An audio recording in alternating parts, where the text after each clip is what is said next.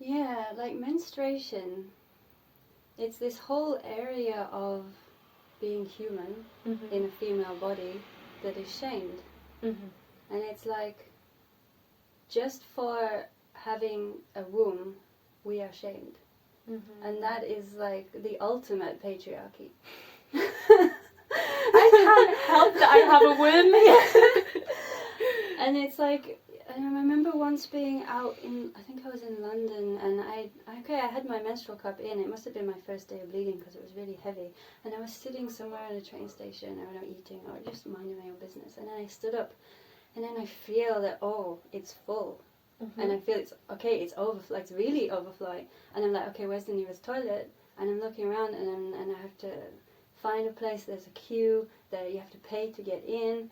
And by the time I kind of got in there, I'm like, I'm so glad I'm wearing black trousers, because otherwise there would be this red stain. Like, there was so much of it.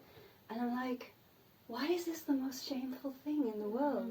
Like, can you imagine anyone walking down the street with blood stain on their trousers? Like, this is kind of the ultimate shame, taboo, everything. And I actually had this like dream that one day, maybe on like National Menstruation Day, or whatever day of the year that is, I don't know, but like actually going around London with a group of women wearing white trousers with blood stains on them, and it's just being like, blame it. This was I was gonna say, this is the thing. Growing up, it's like, if you're on your period, you can't wear white. Yeah. You can't. It's just a no-go. Yeah. Because what if somebody saw, what if that embarrassment, and no one wants to feel embarrassed. Yeah. And so that's like the first layer, the like less spiritual layer. Yeah. And I was on the contraceptive pill since I was 17, I think. And then I got the coil, which meant I didn't even bleed at all. And then I started doing this kind of work, and I started thinking like, wow, I need to connect to my natural cycle again. So I had it removed, and I was on it maybe like 10 years when I didn't have a natural cycle. And since then I just feel like I've missed out on like 10 years of wisdom. And now I'm like learning my cycle and learning my moods, and the seasons, like it's so connecting with the earth and this cycle of death and rebirth, yeah. And like it kind of also is another way that women have been made to be more like men, is like, especially if you're working in an office or whatever, you're not allowed to have cycles.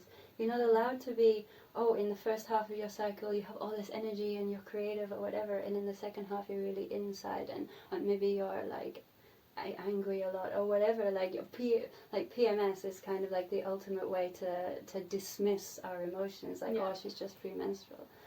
And it's like, there's a reason for this. Like nature is wise. My friend recently said, I'm bleeding, and I feel like, she called her bleed the oracle. She said, I'm going to listen to the oracle because there's so much wisdom. And that friend, I won't mention who, but she ended up going out naked into the woods, in the mud, being primal, and that's because that's what her body needed, despite what her brain told her was okay and wrong and blah blah blah, all the mind chatter. Her body took her there, and afterwards she said it was the most fucking epic thing ever.